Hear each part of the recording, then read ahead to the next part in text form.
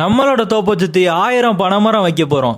இன்னைக்கு சாயங்காலம் நம்ம தோப்புக்கு கிளம்பிறப்பதான் இந்த பொடியனை பார்த்தோம். இவனும் பார்த்தா வெயிலின் தாக்கத்துல கொஞ்சம் டீஹைட்ரேட் ஆகி தான் இருந்தான். இவனோட குடும்பத்தையும் வேற காணும். அதுக்கப்புறமா பார்த்தா அவன் மேல 2 எறும்பு வேற கடிச்சிட்டு இருந்துச்சு. அதை தூக்கி தூர போட்டு அதுக்கப்புறம் அவனை தண்ணியை கொடுத்து அவனை திருப்பி நார்மல் ஆக்கிட்டோம். பையன் அதுக்கப்புறம் நம்ம கையில இருந்து கொஞ்ச நேரம் ஃபுல்லா இப்படிதான் நக்கிட்டு இருந்தான்.